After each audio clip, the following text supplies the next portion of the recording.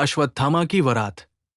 नमस्कार दोस्तों, स्वागत है आपका हमारे खास पॉडकास्ट में, जहां हम महाभारत की अनमोल कहानियों को सरल और दिलचस्प अंदाज में आपके सामने लाते हैं। आज हम बात करेंगे एक ऐसी घटना की जो महाभारत के युद्ध के बाद की है और जिसने युद्ध की विजय को गहरे शोक में बदल दिया। इस कहानी के मुख्य पात्र हैं अश्वत्थामा, धृष्टद्युम्न, पांडवों के पुत्र कृपाचार्य और कृतवर्मा। चलिए पहले इन पात्रों को थोड़ा समझ लेते हैं। अश्वत्थामा गुरु द्रोणाचार्य का पुत्र, एक वीर और निडर योद्धा था।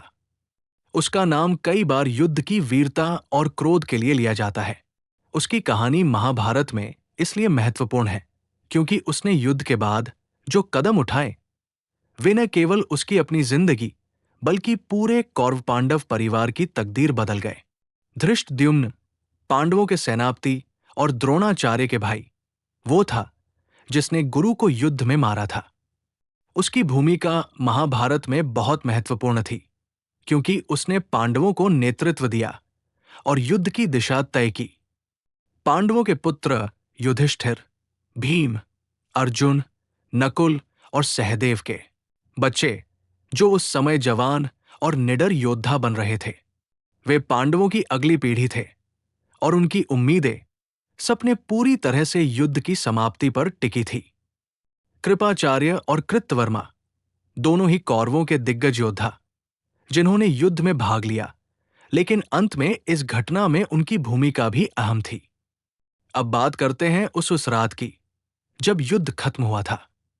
पांडवों ने विजय प्राप्त की थी, लेकिन अश्वत्थामा का मन अभी भी संतुष्ट नहीं था।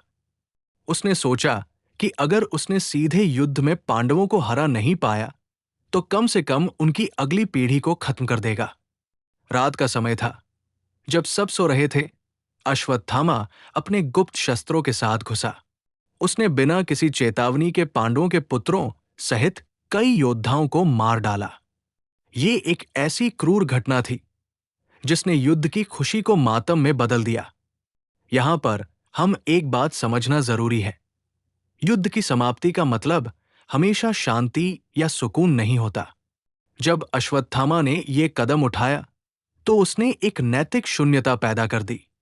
ऐसा लगा कि जितना कुछ भी हुआ वो खत्म नहीं हुआ, क्योंकि जो लोग मरे उनके परिवारों को क्या जवाब देंगे? क्या परिवारों की पीड़ा को कोई मरहम लगा सकता है? धृष्टद्युम्न ने इस घटना को देखकर गहरा दुख और क्रोध महसूस किया। उसने महसूस किया कि धर्म और अधर्म की लड़ाई केवल युद्ध के मैदान तक सीमित नहीं रहती, बल्कि वो मन और समाज के अंदर भी चलती रहती है। यहां से हमें एक बहुत बड़ा सबक मिलता है। युद्ध चाहे जितना भी खतरनाक हो, उसके बाद जो जिम्मेदारी आती है वो उससे कहीं बड़ा और कठिन होता है। हमें अपने अंदर निराशा को नहीं आने देना चाहिए, बल्कि उम्मीद और धर्म के रास्ते पर चलना चाहिए। अश्वत्थामा की इस क्रूरता ने हमें दिखाया कि अंत कभी अंत नहीं होता। कभी कभी युद्ध के बाद भी लड़ाई जारी रहती है। ये लड़ाई होती है हमारे दिलों और दिमागों में, जो हमें निराशा से बचाकर आगे बढ़ने का हौसला देती है। तो दोस्तों, इस कहानी से हमें ये सीख मिलती है कि जीवन में चाहे कितनी भी कठिनाइयां आएं, हमें अपने धर्म और कर्तव्य का पालन करते रहना चाहिए। हमें निराशा और गम के अंधकार में नहीं खोना चाहिए, बल्कि उम्मीद की किरण खोजनी चाहिए। अगली बार हम इस कहानी के अगले अध्याय में मिलेंगे, जब हम जानेंगे कि अश्वत्थामा के इस कृत्य का पांडवों और उनके परिवार पर क्या असर पड़ा। तब तक के लिए अपने दिल में उम्मीद जगाए रखें और याद रखिए, धर्म का रास्ता कभी आसान नहीं होता, लेकिन यही हमें सही दिशा दिखाता है। धन्यवाद।